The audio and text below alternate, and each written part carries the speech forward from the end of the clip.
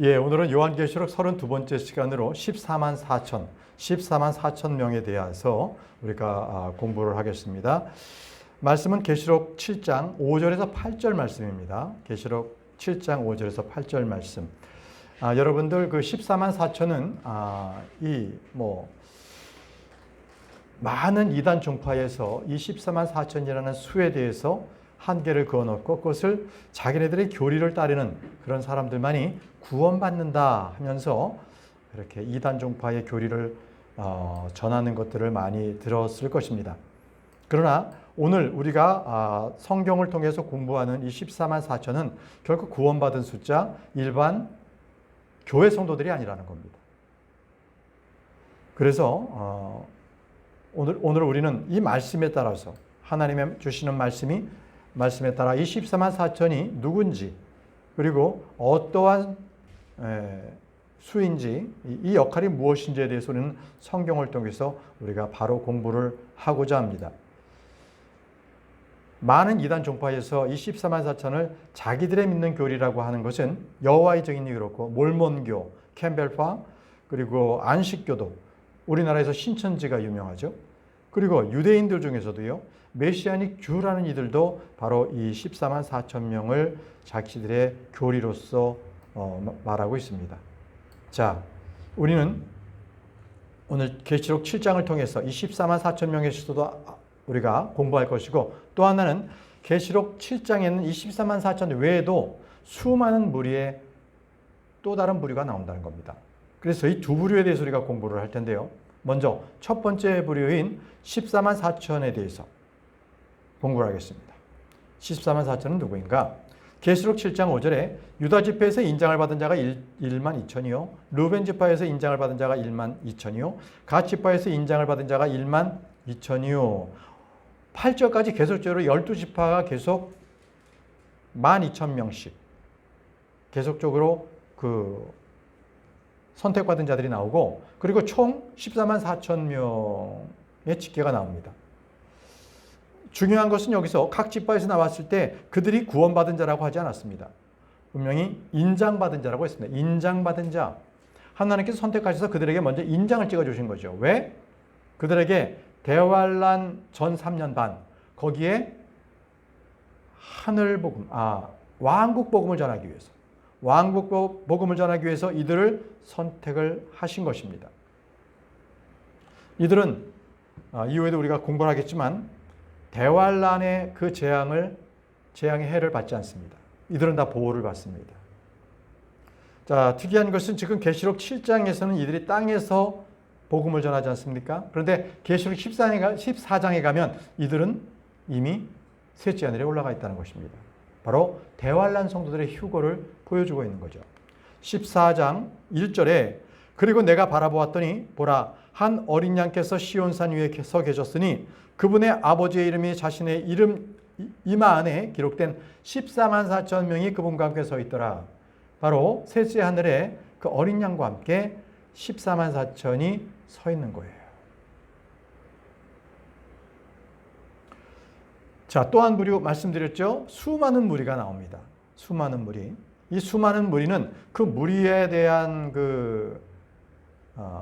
규명은 바로 그들이 이방인이라는 거예요. 이방인들. 그들은 이 땅에서 대환란 가운데서 고난을 받고 죽은 자들입니다.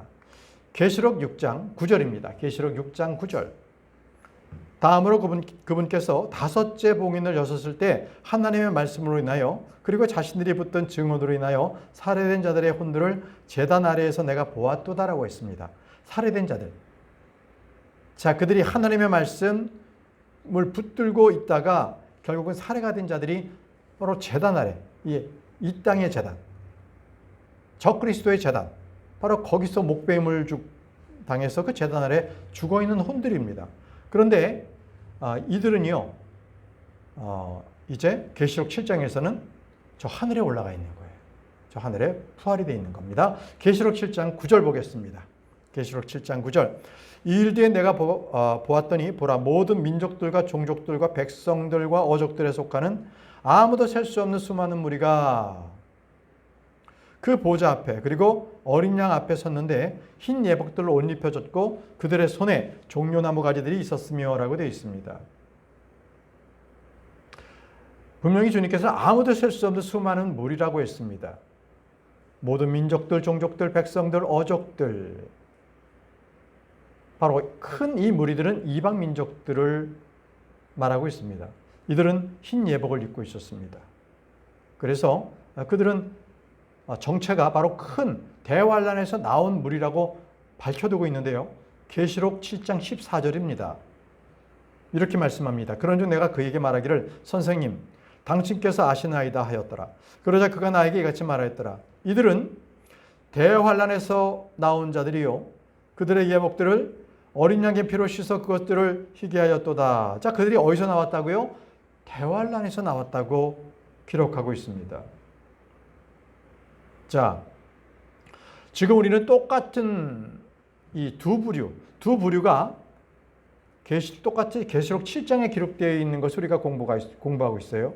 하나는 14만 4천, 또 한 부류는 수많은 무리.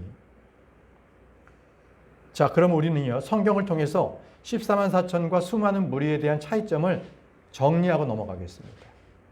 두 부류는 결코 같지 않습니다. 첫 번째는 이 두 부류는 한쪽은 유대인이요, 한쪽은 이방인이라는 것입니다. 14만 4천은 모두 유대인입니다. 수많은 무리는 이방인들입니다. 자, 14만 4천은 각 지파에서 선별된 사람들이죠. 그 수는 14만 4천으로 한정되어 있습니다. 그러나 그 이후에 나오는 수많은 무리들은 이방인들입니다. 그들은 헤아릴 수 없는 수많은 무리들입니다. 두 번째입니다. 재앙으로부터의 보호받고 보호받지 못하는 차이가 있습니다. 14만 4천은 모든 재앙으로부터 보호를 받습니다. 왜냐하면 하나님께서 천사들에게 땅과 바다와 나무들을 해하지 말라고 했어요. 언제까지? 이마에 이들에게 봉인을 찍을 때까지는 해하지 말라고 말씀하셨어요. 이것에 대해서 좀 더 구체적으로 말씀을 드리면 계시록 6장 6절의 셋째 봉인이 열리기 전까지입니다. 계시록 8장 7절에서 10절까지 나오는 나팔 재앙의 이전까지입니다. 나팔 재앙을 보게 되면 첫 번째 나팔이 불 때 나무와 풀이 상했습니다. 두 번째 나팔에서는 바다와 물의 3분의 1이 피로 변했습니다. 세 번째 나팔이 불 때 강들 물들이 쓰게 되었습니다. 주님께서는 이 나팔이 불기 전에 14만 4천 명의 이마에 인장을 찍으라고 하신 것입니다. 이 수많은 무리들은요, 보호를 받지 못하고 그들은 다 죽은다. 그들은 모든 재앙들을 다 받습니다. 그리고 순교를 당합니다. 아까 말씀드린 것처럼 이 무리들은 바로 제단 아래에 있던 바로 그런 자들입니다. 죽은 혼들인 거죠. 세 번째 차이는요, 그들의 있는 위치입니다. 지금 계시록 7장을 공부하고 있잖아요. 그런데 14만 4천은 지금 땅에 있어요. 각 지파별로 지금 12,000, 총 14만 4천이 지금 선별돼서 인장을 받은 자들입니다. 그런데 계시록 7장에서 수많은 무리는요, 모두 셋째 하늘에 올라가 있다는 것이죠. 다릅니다. 네 번째입니다. 이들의 활동 시기가 다릅니다. 14만 4천 명은 대환란의 초기 때에 전 3년 반에 왕국 복음을 전하는 자들입니다. 그런데 수많은 무리들은요, 대환란의 끝에 바로 후 3년 반에 바로 그들이 모두 다 이제 셋째 하늘로 올라가게 되는 거죠. 주님께서는 그들에게 흰 옷을 주시고요, 그들의 수가 찰 때까지 기다렸다가 하늘로 들림을 받은 거죠. 그들이 수많은 무리들입니다. 자, 다섯 번째 차이점은요, 14만 4천은 인장을 받고 동정이에요. 동정. 남자들인데 그들은 결혼하지 않았어요. 수많은 무리들은 끝까지 믿음을 지킨 남자나 여자들을 말합니다. 남자나 여자들. 마태복음 24장 19절에 이들을 이렇게 얘기하죠. 그리고 그날들에는 아이 뵌 자들과 젖 먹이는 자들에게 화가 있으리로다. 대환란의 끝에서요. 그래서 남녀노소 할 것 없이 그것을 고통을 그 재앙을 받고 이겨나가야 되는 거예요. 이겨나간 무리들이 수많은 무리에 속하는 무리들이 되는 거죠. 자, 6번째입니다. 끝없는 구렁에서 올라온 메뚜기들로부터 보호를 받느냐 받지 못하느냐. 이것은 모든 재앙과 다 같습니다만 14만 4천은 끝없는 구렁에서 올라온 메뚜기들로부터 보호를 받습니다. 그런데 수많은 무리들은 대환란의 모든 재앙을 다 그들은 겪어야만 합니다. 자, 이 14만 4천이 메뚜기들로부터 보호받는 것을 한번 볼까요? 계시록 9장 4절입니다. 그리고 그것들에게 명령이 주어졌으니 그것들로 하여금 땅의 풀을 다치게 하지 말고 어떤 푸른 것도 다치게 하지 말며 어떤 나무도 해하지 말라. 땅에 있는 나무들, 풀들 다 좀 해하지 말라고 했죠. 다만 자신들의 이마 안에 하나님의 인장이 없는 사람들만 다치게 해야 한다는 것이라. 인장이 없는 사람들은 다치게 된다는 거예요. 그래서 이 수많은 무리들은요, 죽기도 하고 대환란의 모든 재앙들을 겪습니다. 그래서 그들에게는 굶주림을 당하고 목마르고 해 열기 속에서 내리지는 그 고통을 다 받습니다. 계시록 7장 16절에 이렇게 기록하고 있어요. 그들은 더 이상 배고프지 아니할 것이요 더 이상 목마르지도 아니할 것이요 해도 그들 위에 어떤 열기도 내리쬐지 아니할 것이라 라고 말씀했습니다. 자, 우리는 지금 14만 4천과 수많은 무리 두 부류에 대해서 비교를 했습니다. 명료하지 않습니까? 성경을 문자 그대로 믿으면 명료합니다. 그러나 자기들의 교리를 세워서 그것을 믿게 한다면 많은 부분들이 오류가 있고 말씀과는 맞지 않는 그러한 잘못을 범하게 되는 거죠. 자, 그러면 우리가 14만 4천 그들에 대해서 조금 더 말씀을 살펴보겠습니다. 이들에 대해서는 계시록 14장 1절에서부터 5절까지 잘 나와 있습니다. 먼저 3절에 그들은 땅에서 구속받은 14만 4천이라고 불립니다. 그러자 그들이 그 보좌 앞과 네 짐승들과 그 장로들 앞에서 새로운 노래 같은 것들을 불렀더라. 그러자 땅에서 구속받은 14만 4천 외에는 아무도 그 노래를 배울 수 없더라. 계시록 7장에서는 땅에, 계시록 14장에서는 저 하늘에 이 14만 4천이 있는 거예요. 근데 그들을 땅에서 구속받은 사람이라고 얘기를 합니다. 그리고 그들은 여자와 함께 자신을 더럽히지 않는 동정들입니다. 모두 남자들이에요. 그들은 또 어린 양께서 가시는 대로 그분을 따라가는 자들이고요. 이들은 사랑 가운데서 구속을 받아서 하나님과 어린 양께 첫 열매들이 된 사람들이라고 기록되어 있습니다. 계시록 14장 4절입니다. 이들은 여자들로 더럽혀지지 않은 자들이라. 이는 그들이 동정들이기 때문이라. 이들은 어린 양이 가는 곳은 어디든지 그들을 따르는 자들이라. 이들은 사람들 가운데서 구속받아 하나님과 어린 양께 첫 열매들이 된 자들이었더라 라고 했습니다. 또 그들의 입에서는요 기만을 찾아볼 수가 없다고 했습니다. 또 그들은요 하나님의 보좌 앞에서 잘못이 없다고 했습니다. 5절입니다. 계시록 14장 5절. 그리고 그들의 입안에는 기만이 전혀 발견되지 아니하였더라. 이는 그들이 하나님의 보좌 앞에서 잘못이 없기 때문이라 라고 말씀합니다. 그렇다면 우리는 왜 각 계파별로 12,000명씩 14만 4천을 선별한 것일까요? 이것을 우리가 좀 알아보기 위해서는 민수기 31장으로 한번 가보겠습니다. 민수기 31장은 미디안의 많은 군사들과 대적하는 바로 이스라엘 각 지파에서 1,000명씩을 선별한 것을 말씀하고 있습니다. 민수기 31장 4절에서 5절입니다. 민수기 31장 4절에서 5절. 너희는 이스라엘의 모든 지파들을 통틀어 모든 지파에서 저마다 1,000명씩 뽑아서 전쟁에 내보낼지니라. 그렇게 이스라엘 수천 중 모든 지파에서 저마다 1,000명씩 넘겨졌으니 전쟁을 위하여 무장된 12,000명이었더라. 각 지파에서 12지파에서 다 1,000명씩 나왔으니까 12,000명이 되겠죠.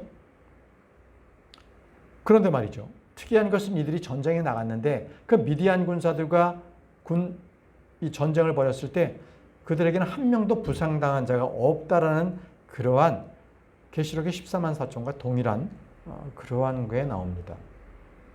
민수기 31장 48절에서 49절. 그리고 수천의 군대를 통솔한 관원들인 천인대장들과 백인대장들이 모세에게 가까이 나왔더라. 그런즉 그들이 모세에게 같이 말하였더라. 당신의 종들이 우리의 책무에 아래에 있는 전사들의 총합을 짓게 하였는데 우리 가운데 부족한 사람이 한 명도 없나이다. 전쟁에 참여하고 온 모든 자들이 부상당한 자 한 명 없이 그대로 다 원대 복귀했다고 그럽니다. 대환란 때도요. 짐승은 바로 이 14만 4천 명을 죽이려고 전쟁을 벌인다고 해도 아무도 그들을 죽일 수가 없었습니다. 땅에 어떤 재앙이 내리더라도 그들은 죽을 수가 없었습니다. 그들은 온 땅에 왕국 복음을 전하기 위해서 선별된 사람들이었습니다. 자, 이제 오늘 우리는 또 중요한 것을 한 가지를 더 우리 공부하게 될 것입니다. 오늘 우리가 각 지파별로 12,000명씩을 선별을 했는데 이 각 지파의 12지파가 창세기 49장에 나오는 이스라엘의 12지파의 이름과는 사뭇 다르다는 겁니다. 창세기 49장에는 야곱이 이제 마지막 때에 아들들의 이름을 불러가면서 그들에게 축복하며 예언을 했습니다. 그런데 그 예언했던 그 지파의 이름 중에 두 지파의 이름이 오늘 계시록 7장에 이 14만 4천에는 속하지 않습니다. 그들은 단지파와 에프라임 지파입니다. 단지파와 에프라임 지파. 오늘 말씀을 쭉 제가 한번 읽어보겠습니다. 계시록 7장 5절에서 6절 그리고 7절에서 8절까지 제가 읽을게요. 유다 지파에서 인장을 받은 자가 1만 2천이요. 르벤 지파에서 인장을 받은 자가 1만 2천이요. 각 지파에서 인장을 받은 자가 1만 2천이요. 아셀 지파에서 인장을 받은 자가 1만 2천이요. 납탈림 지파에서 인장을 받은 자가 1만 2천이요. 므낫세 지파에서 인장을 받은 자가 1만 2천이요. 자, 지금 유다 지파, 르벤 지파, 각 지파 계속해서 12지파에서 지금 총 이 14만 4천에 대해서 계속 지금 나열하고 있는데 한 지파별로 한번 보겠습니다. 먼저 여기서 나와 있는 이 르벤 지파는 원래 장자였잖아요. 장자. 그런데 이 장자권이 요셉에게로 넘어가죠. 그래서 요셉의 두 아들, 장자에겐 2배의 상속 재산이 물려지는데 요셉의 두 아들에게 재산이 더 물려지게 되고요. 통치권은 누구에게 넘어가느냐? 왕권은 유다 지파로 넘어갑니다. 제사장 역할은요. 레위 지파에게 다 넘어가 버렸어요. 그래서 르벤은 장자였지만 장자의 역할을 못합니다. 못하게 되는 거예요. 르벤 지파의 이름 자체가 아들을 보리라라는 뜻이 있습니다. 이는 마지막 날에 르벤은 하나님의 아들 예수 그리스도를 본다는 것입니다. 가치파입니다. 가치파는 그 이름이 군대가 오는도다라는 뜻입니다. 이것은 마지막 때에 예수 그리스도께서 하늘의 군대를 몰고 내려오신다는 것입니다. 아셀 지파는요, 행복한 자, 복을 받은 자란 뜻입니다. 마지막 날들의 고통을 받다가 주 예수 그리스도로 인해서 복을 받는다는 것입니다. 나탈림이라는 뜻은 내가 큰 싸움을 싸워 이겼다는 것입니다. 이것은 마지막 날에 적 그리스도와 짐승과의 싸움에서 이긴다는 것이죠. 므낫세 지파는요, 고생과 수고를 모두 다 잊어버렸다는 것입니다. 자, 마지막 날들에 그동안 이스라엘의 과거의 모든 죄, 허물, 이런 것들은 다 잊어버리게 됩니다. 하나님께서 은혜를 베푸셨기 때문에 그렇습니다. 자, 다음 본 말씀 계시록 7장 7절에서 8절 마지막 지파 이름들이 나옵니다. 시므온 지파에서, 레위 지파에서, 이사갈 지파에서, 스불론 지파에서, 요셉 지파에서, 베냐민 지파에서 인장을 받은 자가 1만 2천이었다. 각각 1만 2천을 받았습니다. 자, 먼저 시므온 지파는 들으셨다, 주셨도다라는 뜻입니다. 마지막 날들의 주님께서는 이스라엘의 고통을 들으시고 그들에게 복을 내려주십니다. 이스라엘은 주 예수 그리스도를 얻게 되는 거죠. 그래서 그들은 하나님을 영화롭게 하는 민족이 됩니다. 다음 레위입니다. 레위의 말의 뜻은 밀착하다, 연합하다라는 뜻입니다. 율법하에서는 하나님과 그들은 연합하지 못했습니다. 밀착하지도 못했습니다. 그러나 마지막 날들에 이 선별된 이들이 바로 주님과 밀착하고 연합하고 이스라엘은 하나님과 연합하고 밀착한다는 그런 말씀입니다. 이사갈은요. 이사갈은 품값을 주셨다라는 뜻입니다. 주님께서는 보상해 주시는 분. 주님의 일을 행한 뒤에 이들은 보상을 받게 됩니다. 그리고 마지막 날들의 이스라엘은 주님께서 약속하신 땅의 유업의 상속을 받게 됩니다. 땅의 유업의 상속을 완전히 아브라함에게 말한 바로 그 엄청난 그 이스라엘과 시리아까지 통틀은 엄청난 땅을 지파별로 상속받게 되는 거죠. 다음은 스불론 지파입니다. 좋은 지창금 거할 곳이라는 뜻이 있습니다. 이스라엘은 더 이상 방황하지 않을 것이고요. 약속의 땅에서 정착하게 될 것입니다. 요셉은요, 더해 주시리라라는 뜻이 있습니다. 하나님께서 예루살렘의 다윗의 언약과 그 보좌, 그 외에도 많은 것을 그들에게 더해 주실 것입니다. 다음은 베냐민입니다. 베냐민은 오른손의 아들, 늙어서 얻은 아들이라는 뜻입니다. 예수 그리스도께서는 하나님의 오른편에 계시죠. 그리고 우리 주님께서는 태초부터 계신 분이십니다. 그리고 그분은 영원히 통치하시는 분이십니다. 그러니까 여기서 늙어서 얻었다. 나이가 가장 많으시다. 뭐 그런 뜻이게 되겠습니다. 자, 이렇게 쭉 살펴봤지만 어디에도 에프라임 지파하고 단 지파는 보이지 않습니다. 자, 왜 그런가? 왜 그들의 이름이 기록되지 않았는가? 이 부분에 대해서 우리가 공부를 하겠습니다. 자, 먼저 호세아서를 보겠습니다. 호세아서 4장 17절에 에프라임에 대해서 나옵니다. 에프라임은 오상들과 결합되었으니 그를 내버려 두라라고 했습니다. 자, 에프라임은 무상숭배의 죄를 지었습니다. 그래서 그들은 제외가 된 것입니다. 12지파 중에서 에프라임은 우상들과 결합되었다. 자, 호세아서 6장도 보겠습니다. 6장 10절. 내가 이스라엘 집안에서 끔찍한 일들을 목각하였도다. 거기에 에프라임의 행음이 있으며 이스라엘은 더럽혀졌도다. 자, 이 행음이란 말이 또 나옵니다. 이들은 우상 숭배 외에도 음행이 있다는 거예요. 음행의 죄를 지었다는 겁니다. 이러한 죄는 유업의 상속에서 영향을 미쳐서 그들의 이름이 지어진 겁니다. 호세아 8장을 보겠습니다. 에프라임이 죄를 짓고자 많은 제단들을 만들었으므로 제단들이 그에게 죄를 짓게 하는 것이라. 많은 제단은 이단 그 우상들의 제단인 겁니다. 그래서 여러분 호세아서를 쭉 보게 되면 나머지 9장, 12장, 13절에도 에프라임의 죄에 대해서 쭉 기록하고 있습니다. 그래서 에프라임의 이름이 없어지고 그 자리에 요셉이 되시더라는 겁니다. 요셉의 이름이 되시더라는 겁니다. 다음은 단지파입니다. 여러분 단지파 아시다시피 일찍부터 그들은 배교의 길을 걸었던 지파입니다. 야곱은 죽기 전에 단을 살모사, 뱀이라고 묘사했습니다. 창세기 49장 17절에 단은 길가에 있는 뱀이 될 것이요 행로에 있는 살모사가 되리니 그것이 그들의 발꿈치를 물어 그를 탄 자가 뒤로 떨어지리로다. 그러니까 우상숭배, 바로 적그리스도, 음료, 이 모든 것들을 상징하는 이 뱀, 단과 관련이 있다는 거예요. 이들은요, 이 페니키아에서의 그 우상을 갖다가 수입을 해서 이스라엘 전체 퍼뜨렸던 겁니다. 아모스가 말합니다. 아모스가 이렇게 말합니다. 아모스 8장 14절에 사마리아의 죄들을 두고 맹세하기를 오 다나 너의 신이 살아있도다 말하고 베르셰바의 풍속이 살아있도다 하는 자들 바로 그들은 쓰러져서 결코 다시는 일어나지 못하리라. 여기서 다는요 저 북쪽, 베르셰바는 저 남쪽, 우리나라 말로는 할라에서 백두까지입니다. 전 영토, 이스라엘 전 영토에 우상숭배로 가득하게 했다는 거예요. 누가? 단이.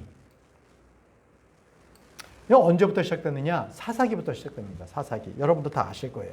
사사기 17장, 18장에 보시면은 이스라엘이 이방 종교 제사장 제도를 수입하는 그 장면이 잘 나옵니다. 자, 이 부분에 대해서 이제 말씀을 드리겠어요. 에프라임 산에 미가라는 한 사람이 살고 있었는데 그는 은을 가지고 생긴 형상과 또 부어 만든 형상을 만들었습니다. 그래서 미가는요, 신당을 만들어서 에봇과 드라빔을 만들어서 자기 아들 중 하나를 제사장으로 세웠죠. 그런데 유다 땅에서 레위인 젊은이 하나가 왔어요. 그래서 그를 나의 아버지와 제사장이 되라 이렇게 한 거예요. 그래서 고용한 제사장이 된 거죠. 내가 너에게 옷도 주고 먹을 것도 줄 테니까 우리 집에 와서 우리 집에 제사장이 좀 되죠. 이렇게 된 겁니다. 종교가 만들어진 거예요. 사사기 17장 10절. 그러자 미가가 그에게 말하기를 우리와 함께 거하며 나에게 아버지와 제사장이 되라. 그리하면 내가 너에게 은 10세겔을 1년 단위로 주고 의관 한 벌과 너의 먹을 거리들을 주겠노라 하였더라. 그래야 그 레위인이 안으로 들어갔더라. 자, 계약이 체결된 거예요. 아버지와 제사장이 된 겁니다. 여러분, 지금 종교 지도자들 중에 아버지라고 불리는 자들 있죠. 신부, 그리고 파파, 아버지 중에 아버지, 로마 가톨릭입니다. 바로 로마 가톨릭 체계가 바로 사사기부터 시작이 된 겁니다. 우리 주님께서는 땅에 있는 자를 결코 아버지라고 부르지 말라고 하셨습니다. 하나님은 한 분 아버지시기 때문에 그렇습니다. 그러나 이미 이스라엘에서는요, 아버지라 불리는 종교가 이미 만들어졌습니다. 미가의 집에 있던 그 종교는요, 결국 단지파의 그 지파의 종교로 승격하게 됩니다. 더 크게 된 겁니다. 사사기 18장 19절에서 20절 말씀. 그러자 그들이 그에게 말하기를 너는 침묵하라. 너희 손으로 너희 입에 올려놓고 우리와 함께 가서 우리에게 아버지와 제사장이 되라. 한 사람의 집에 제사장이 되는 것이 너에게 더 나으냐 아니면 내가 이스라엘 한 지파와 이스라엘 한 족속의 제사장이 더 나으냐. 단지파의 제사장이 되는 게 낫지 미가 집안의 한 집안에 제사장이 되는 게 낫느냐. 이렇게 그들이 제안하는 겁니다. 우리에게 와라.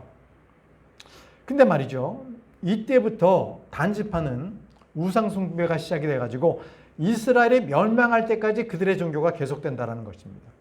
그것이 사사기에 그대로 기록되어 있어요. 미가는 자신이 만든 종교, 우상숭배의 그 형상을 단지파에게 다 빼앗겨 버립니다. 그래서 그는 단지파를 쫓아가면서 부르짖습니다. 내놓으라고 했습니다. 그러나 그것은 아무런 소용이 없게 되죠. 사사기 18장 24절에 그러자 그가 말하기를 너희는 내가 만든 나의 신들과 제사장을 같이 한 뒤에 너희가 떠나버렸도다. 그런즉 내게 무엇이 더 남아있느냐. 그런데도 너희가 나에게 무엇이 너를 고통스럽게 하느냐고 말하는 이것이 무엇이냐 하였더라. 미가가 하는 얘기예요. 단지파 사람들에게 왜 나의 것을 다 빼앗아 갔느냐. 그러자 단지파가 미가를 위협해서 더 이상 그가 시끄럽게 하거나 떠들지 못하게 만들어 버립니다. 자, 우리는요, 이 단지파의 이 소행을 보면서 이래서 이 단지파가 14만 4천 명에서 이름이 떨어진 것을 우리가 알 수가 있어요. 그러면 이들의 구원이 완전히 단지파와 에프라임은 구원에서 완전히 다 떨어져 나간 지파들이냐? 자, 이겁니다. 이들은 더 이상 하나님께서 세우신 그 12지파에 영영 들어오지 못하는 것이냐? 근데 그렇지는 않습니다. 그렇지는 않습니다. 비록 그들이 14만 4천 왕국 복음을 전하는 거기에 우상숭배에서 빠졌지만 나중에 이스라엘이 얻게 되는 이 땅의 모든 영토 그곳에는 그들의 이름이 있다는 겁니다. 에스겔 48장입니다. 에스겔 48장은요. 천년왕국 때 이스라엘이 땅을 다 분배받는 장면이 나오거든요. 거기에 제일 처음에 나오는 게 단지파입니다. 에스겔 48장 1절 이제 이것들은 지파들의 이름들이라. 누군가 하마스로 갈 때와 같이 북쪽 끝에서 헤들론 길의 경계까지와 북쪽으로 다마스커스의 경계인 하자레넨과 하맛의 경계까지니 이것들이 단을 위한 몫으로서 그의 동쪽과 서쪽 측면들이기 때문이라. 자, 단에게 주어지는 그 지경, 그 지역들을 상세하게 설명했어요. 저 위쪽, 북쪽에 땅을 받는다는 것이죠. 그래서 여기서 땅을 받는 지파들의 이름을 보게 되면 단, 아셀, 납달리, 므낫세, 에프라임 나옵니다. 루벤, 유다, 베냐민, 시므온, 이사갈, 스불룬, 갓 12지파예요. 레위 지파는 마찬가지로 성전이 위치한 그 지역에 땅을 분배를 받습니다. 그것도 이제 에스겔 48장 12, 13절에 나와요. 별도로 땅을 분배받습니다. 자, 그래서 땅을 분배할 때는 단지파와 에프라임 지파가 다시 그들이 회복되는 것을 알 수 있어요. 이것은 그들이 영원히 구원을 잃어버렸다는 것은 아니라는 거죠. 배교한 이스라엘이요, 주님을 배척하고 죽였지 않습니까? 그런데 그들이 영원히 버림받지 않았습니다. 일정 기간의 징계를 받고 대화란을 통해서 그들은 다시 회복이 됩니다. 바로 로마서에 있는 말씀이 이스라엘에게 그대로 적용이 됩니다. 로마서 11장 29절 오늘 마지막 말씀입니다. 이는 하나님의 선물들과 부르시면은 돌이키심이 없기 때문이라. 하나님의 선물들과 부르시면은 주님께서는 변하지 않으세요. 변심하지 않으세요. 한 번 정한 것은 끝까지. 그가 어떠한 잘못을 했더라도. 우리의 구원도 마찬가지예요. 나의 잘하는 것으로 구원받은 것이 아니라 오직 예수 그리스도의 피로 구원받았기 때문에 내가 어떠한 잘못을 저질러도 주님께서는 저희에게 주신 그 구원은 변함이 없다는 거예요. 하나님의 선물들과 부르시면은 돌이킴이 없기 때문이라. 바로 에프라임과 단지파가 바로 이 말씀에 의해서 그들은 동일하게 은혜를 받습니다. 여러분, 우리는 놀라우신 하나님의 은혜 가운데, 그 가운데 우리가 있습니다. 우리는 주님의 은혜 가운데서 늘 기뻐하고 감사하며 그 은혜 가운데서 살아가는 사람들이 되어야 할 것입니다. 자, 오늘 기도하고 마치도록 하겠습니다.